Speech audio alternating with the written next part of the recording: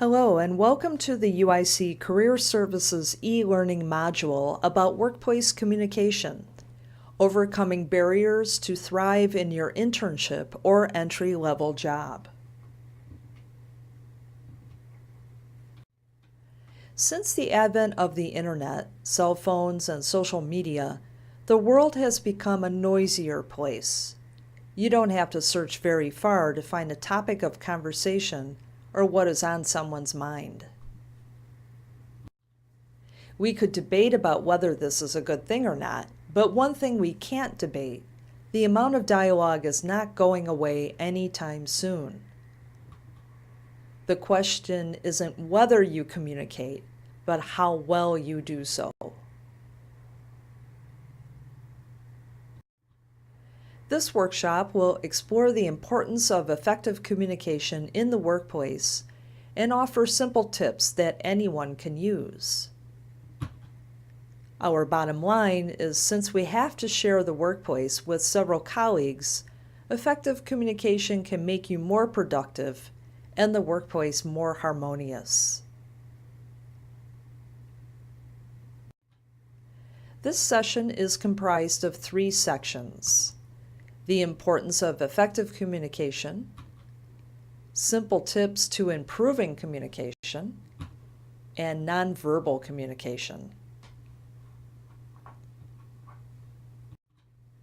First of all, we'll discuss the importance of effective communication. In general, good communication can help us understand and feel connected to others.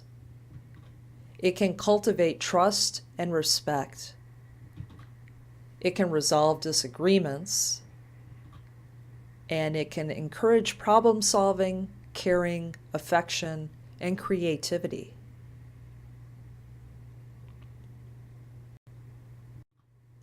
In the workplace, good communication can increase workers' morale, their productivity, and their commitment.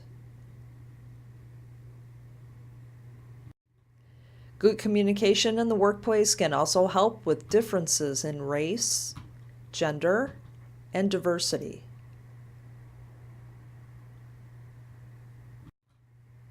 Barriers to workplace communication can include physical space for employees who work in disparate locations, whether in the same office or remotely. Language from employees of different cultures. Cultural, which would be the mix of different customs. Emotional, factors that influence dialogue including fear, inferiority, shyness, lack of self-confidence. And perception, different experiences, values, preferences, and attitudes can lead to assumptions.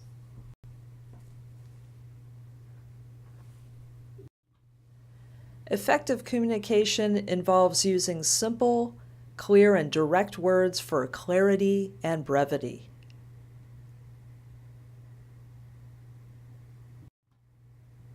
Let's take a flash quiz now, and be sure to answer true or false to the following questions to test your knowledge. True or false? Good communication can help workers feel more productive.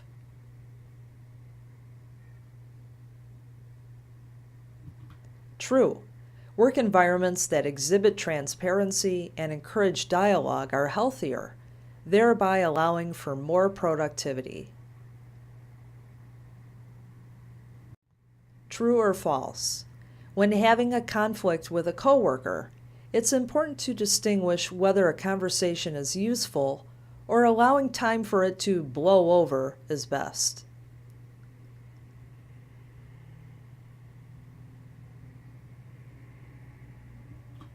False. It is best to engage in a tactful discussion to resolve the issue. True or false? Good communication can be more challenging in workplaces that have employees from a mix of cultures.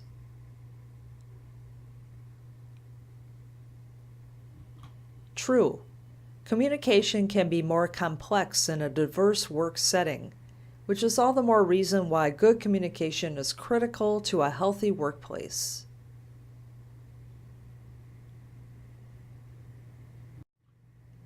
Section 2. Simple tips for improving communication. There are some simple behaviors everyone can employ to help the flow of communication. When colleagues or clients talk to you, drop the cell phone. Giving the other person your undivided attention shows you appreciate them, making it more likely for him or her to trust you.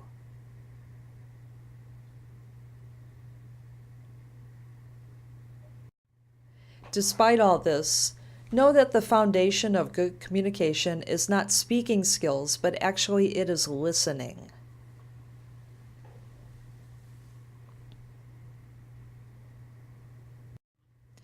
When hearing out another person, be sure to listen deeply, not just hear. 2 ways to achieve this are to suspend thinking about what you are going to say while the other person is talking, and repeat back what the other person is saying before responding.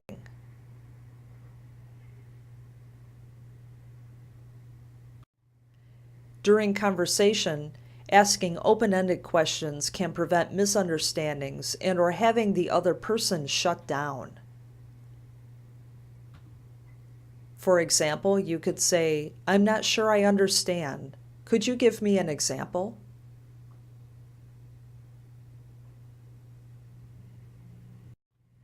Additionally, avoid naysaying. If you think the other person is wrong, directly confronting him or her won't be effective. Try this instead. Have you had a situation where that strategy worked?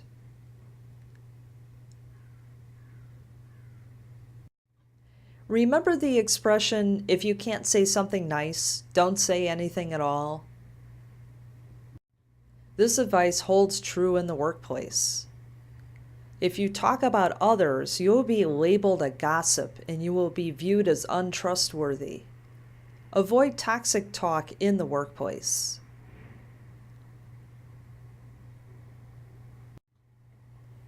Flash quiz, true or false? Repeating back what another person has said before responding comes across as condescending. False. Repeating back first will make the other person feel their opinion is heard and valued. True or false? If a coworker offers an idea you think is unworkable, it's best to be direct and honest with your opinion. False. Even if you are convinced your coworker's approach is off base, healthy workplace communication requires more tact than speaking impulsively.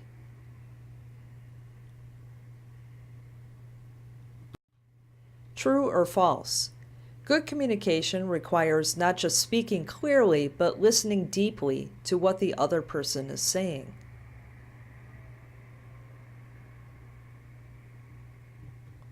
True. Listening deeply means you are being receptive to the other person and not just thinking about what you are going to say in return.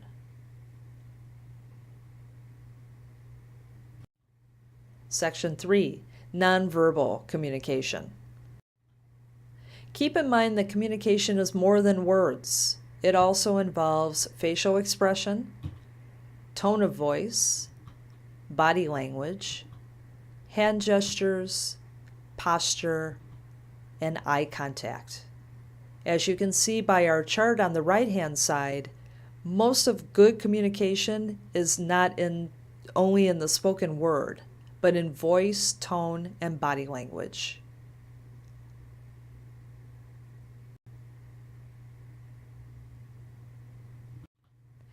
For instance, if we focus on posture, we observe there is a lot that is being communicated before a person even opens his or her mouth. What do you think the following individuals are communicating just by observing their body language? Who would you say is displaying a confident body posture? Definitely would be the people on the left. Standing up straight and maintaining eye contact conveys confidence more than sitting slouched and looking downward. Who is more receptive to an exchange of ideas? Definitely the gentleman on the left. Arms open or resting at your sides conveys openness as opposed to crossed arms, which conveys a defensive posture.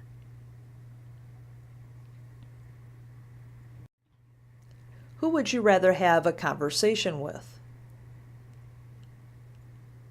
Definitely the woman on the left.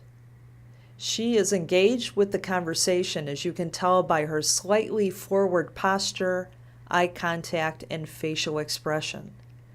The subject on the right is slouched, poor posture, with eyes looking away and a bored facial expression.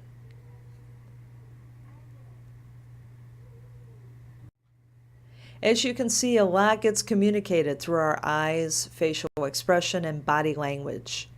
What do you communicate in a nonverbal way?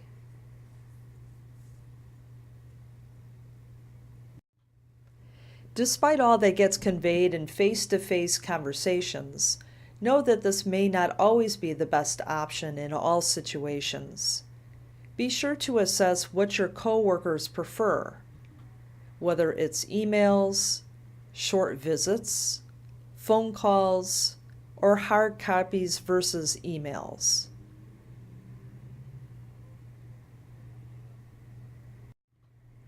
A savvy coworker will observe and adapt to the communication preferences of colleagues.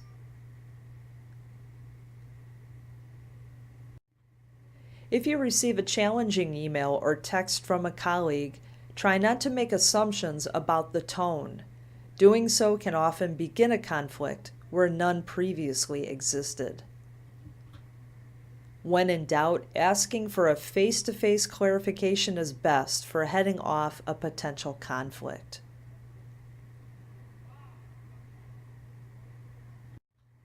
A word about email.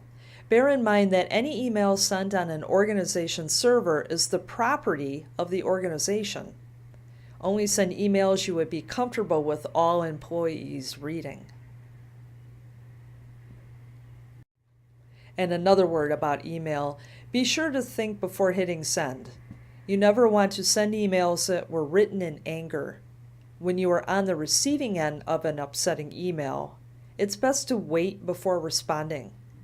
Once you send a response, you cannot unsend it.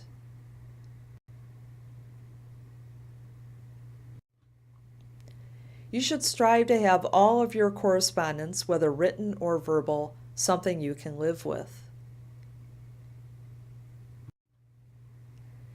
Flash quiz, true or false?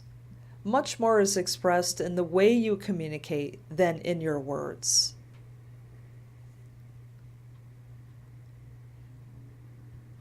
True. The bulk of a person's message comes through in body language and tone of voice. True or false? Choosing one form of communication with all coworkers, whether it's phone, text, email, etc., is best because it establishes a consistent communication style.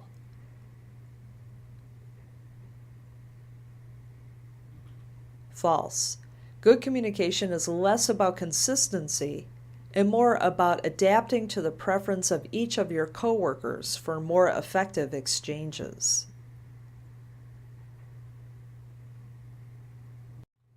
True or false? Using emoticons can sometimes diffuse what sounds like an angry email and help avoid conflict with a coworker.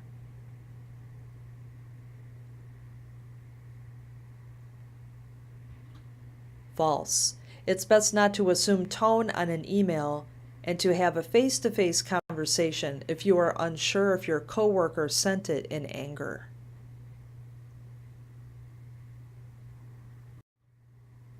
If you like to discuss effective workplace communication or any other career-related issue, be sure to contact the UIC Career Services office. As you can see, we're located in the Student Services building on the corner of Harrison and Racine, right across the street from the UIC Pavilion. We look forward to seeing you.